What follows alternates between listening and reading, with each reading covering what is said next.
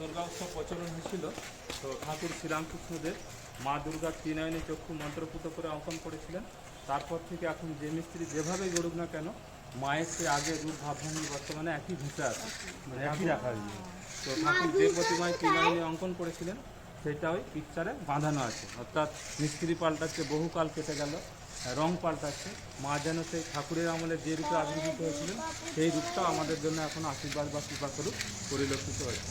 আর অপরদিকে যে কাপড় ঢাকা কাঠামো আছে, ওই কাঠামোতেই ঠাকুরের আমলে দুর্গা প্রতিমা করে পুজো হয়েছিল, প্রতিমা তৈরি হয়। হ্যাঁ, এখনও সেই কাঠামোতেই ওই স্থানে দুর্গা প্রতিমা করে পুজো হয়ে আছে। বিশেষ মাহাত্ম্য হচ্ছে মা ঠাকুরের আমলে যে রূপে আসছিলেন সেই রূপটাই যেন আমাদের মধ্যে এখনো আশীর্বাদ করে রাখছে। পড়তে বসেছে, দেখো অঙ্ক করছে।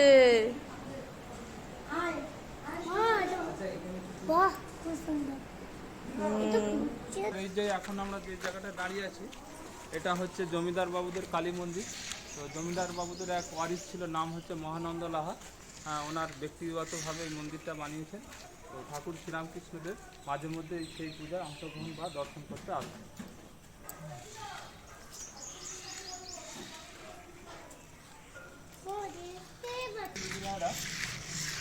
দেখবেন চৌকাটা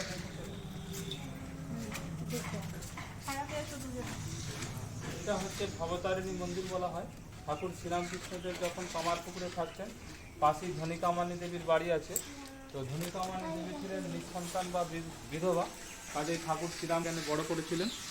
তো সেই সূত্রে ঠাকুর যাতে কামারপুকুরে বিরাজিত থাকেন, তাকে সান্ত্বনা বা সুরক্ষা প্রদানের জন্য এই ভবতারিণী মন্দিরটা প্রতিষ্ঠা করেছিলেন। কিন্তু ঠাকুরকে ধরে রাখতে পারেননি, ঠাকুর সেই দক্ষিণেশ্বরেই চলে গেছিলেন। যেমন যশোদা মা শ্রীকৃষ্ণকে বেঁধে রাখতে পারেননি, অপরদিকে যে সেই যশোদা মা স্বরূপিনী ধনিকামানী দেবীও ঠাকুর শ্রীরামকৃষ্ণকে ধরে রাখতে পারেননি, ঠাকুর সেই দক্ষিণেশ্বরেই চলে গেছিলেন। আমরা যেমন বাচ্চাদেরকে খেলনা দিয়ে চেষ্টা করি আমার কাছাকাছি যেন থাকে, সুরক্ষা থাকে, তো ঠাকুরকেও চেয়েছিলেন ধনিকামানী দেবী যাতে উনি আমার কাছাকাছি থেকে ভালো থাকে। কিন্তু ঠাকুর সেই দক্ষিণেশ্বরের দিকেই মন আগত, সেখানেই চলে গেছে। এই মন্দিরটা ওই ধনী মাতা দেবী প্রতিষ্ঠা করে দেবে। দর্শন করুন, ধনী ভবতারিণীর আশীর্বাদ লাভ করুন। বলছিল ঘরের সঙ্গে সঙ্গে বাড়ি।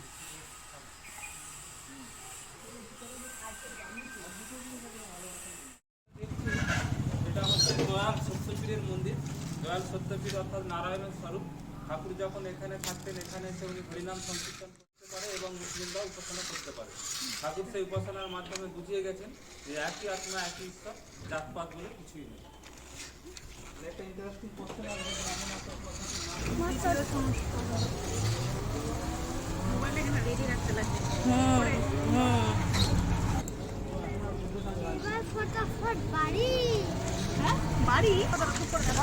এটা হলো কামার পুকুর। না, চান করতে হবে না এখানে।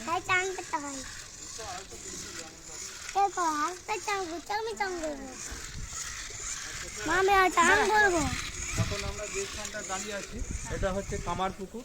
তো এই পুকুরটার নামানুসারে গ্রামেরও নাম হয়েছিল কামার পুকুর। তো ঠাকুরের জন্মের আগে এখানকার নাম ছিল শুকলালগঞ্জ, তখন জাতপাতের বৈষম্য ছিল। তো ঠাকুর জন্মলাভ করেই এই পুকুরে বসবাস করতেন কামারদের এক মেয়ে, নাম হচ্ছে ধনিকামানী দেবী। ওনার হাতেই প্রথম জলপান করেছিলেন, অর্থাৎ ধাত্রীমা রূপে পেলেন।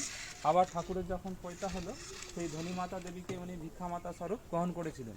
ওই জন্য ওনার মাতৃত্ববোধ ভক্তি দেখে সেই ধনীমাতা দেবীর কাস্টের নামানুসারে গ্রামেরও নাম আখ্যা হয়ে উঠল কামারপুকুর। কামারপুকুরের অর্থই হলো এখানে জাতপাত নয়, সকল ধর্মের মানুষ সমান। অর্থাৎ ভগবান যে ভগবতে কথা দিয়েছিলেন এখানে অধর্ম হবে, স্বধর্ম সংস্থাপনের জন্য উনি অবতার স্বরূপ আসবেন। তো এখানেও জাতপাত নিয়ে অধর্ম সৃষ্টি হয়েছিল, সেই জাতপাত দূরীকরণ করে উনি সর্বধর্ম সমন্বয়ের বাণী উদ্ধৃত করেছেন। অপরদিকে